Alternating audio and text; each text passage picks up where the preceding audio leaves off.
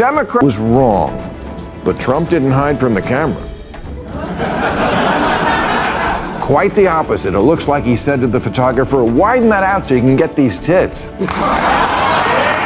And as Maher put it, the guy literally has a henchman named Big Balls. He's got his mugshot hanging outside the Oval Office. He's literally got a guy working for him named Big Balls. It's like if Gavin Newsom had a henchman named Perfect Hair. Democrats look terrified of their own shadows, scared of activists, scared of their base, scared of offending anyone at all. That's where Maher's point hits hardest. Courage matters. People may despise Trump, but they respect that he fights. Meanwhile, Democrats act like every decision needs approval from a panel of Twitter activists and college kids with neon hair before they dare speak. How does that inspire confidence? Maher even noted that Republicans show up on his show, take the hits, and move on. Democrats, they won't even appear. He practically had to beg for years just to get Obama in the Bill, Kamala, nowhere to be found. They ghost Maher like he's a bad Tinder match.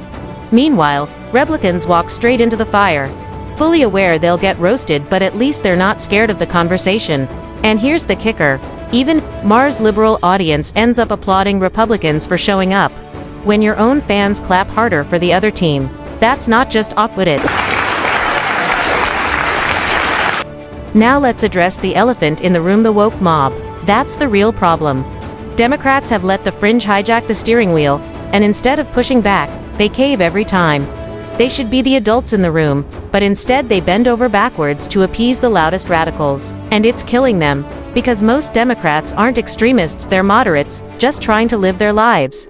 But those voices get drowned out by activists. With a lifelong Democrat with a perfect LGBTQ scorecard gets smeared as a Nazi sympathizer for saying something millions of parents quietly agree with. That's not progress, that's self-destruction. Perfect score on LGBTQ issues from the Human Rights Campaign.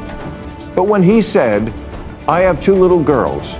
I don't want them getting run over on a playing field by a male." So many moderates are walking away not because they've suddenly fallen in love with conservatism, but because they're tired of being silenced by their...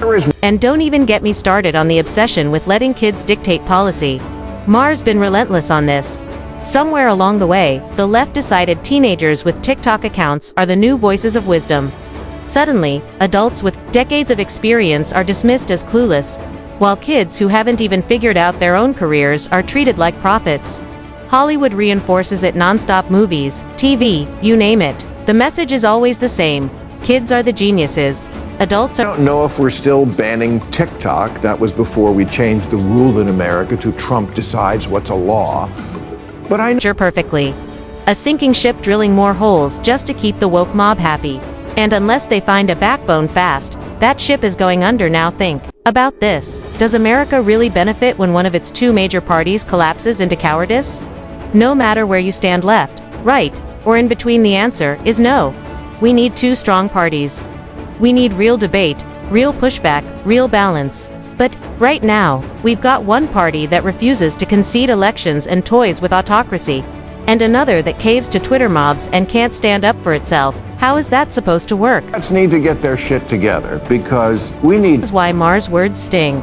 He's not rooting for Republicans, he's begging Democrats to wake up, to remember what courage looks like, to stop fearing their own voters, to stop elevating woke over common sense, and most of all, to grow a spine.